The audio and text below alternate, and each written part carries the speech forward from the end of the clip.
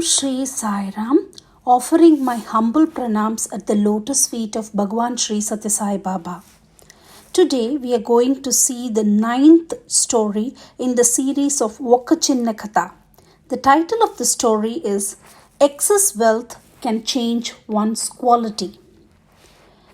There is a small story which tells us how the possession of wealth will change the qualities of some people. A mother had only one son and a lot of money. The boy had lost his father early in his life. As the boy grew older and older, he got into the bad company. If the tank is full, frogs gather, but once the tank has dried up, all the frogs disappear. Many friends will gather round you so long as you have wealth, and the moment wealth disappears, the friends will also disappear without telling you. The son of that wealthy person accumulated a large number of bad friends.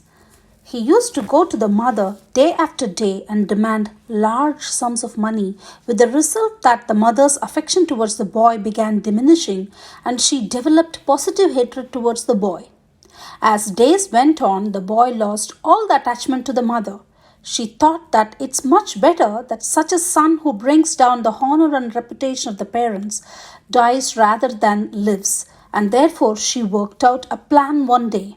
At the same time, the son had his own plan, as he thought that it is better that such a mother dies rather than lives. One day, the son was to kill his mother with an iron rod as the mother came to serve him food. The mother also decided to kill the son the same day by poisoning his food. When the mother came to serve him food, the son hit her with the iron rod and killed her. A few minutes later, the boy also died after eating the poisoned food.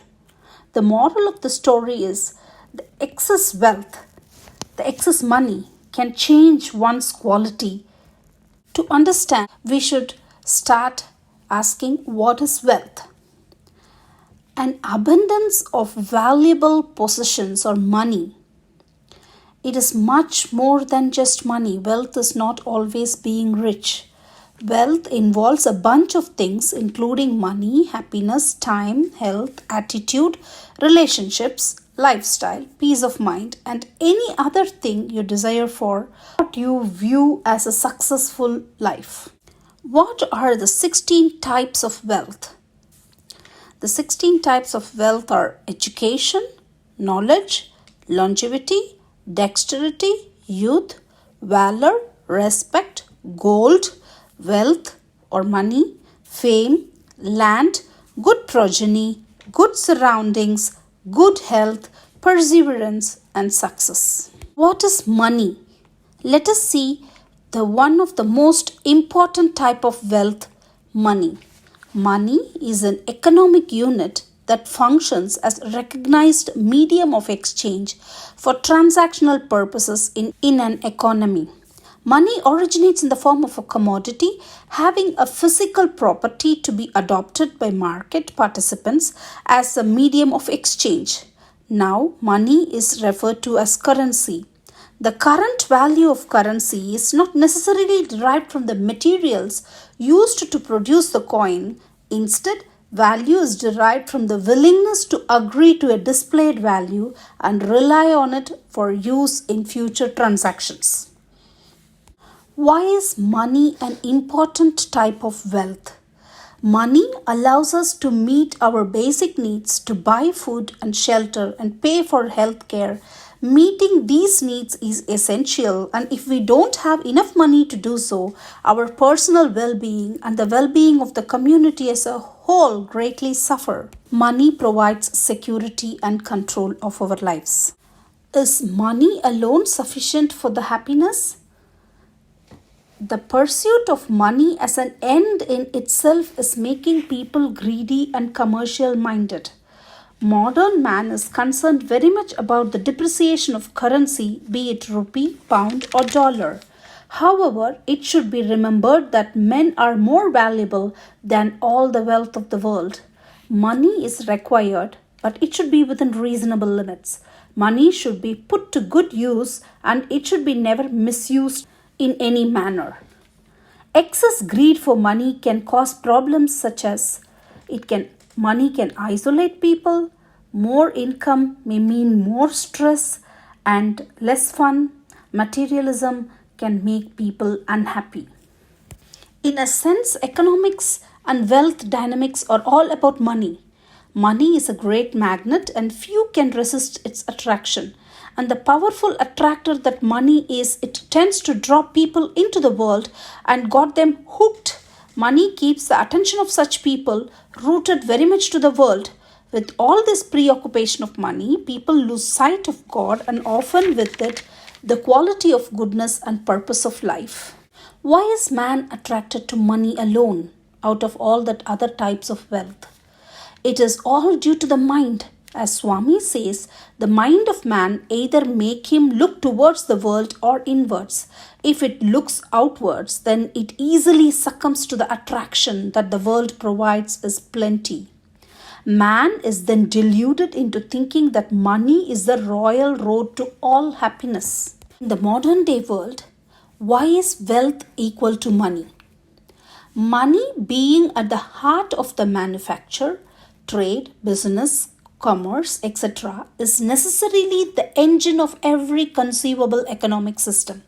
For almost everyone today, being wealthy simply means being rich or having a lot of money. For about 300 years or so, great thinkers have tried to formulate the basic principles of wealth generation, social well-being, etc. And as a result, many theories of economies have come into existence. For some, well-being starts with opportunities for individual enterprise, making lots of money, minimal interference from the state, etc.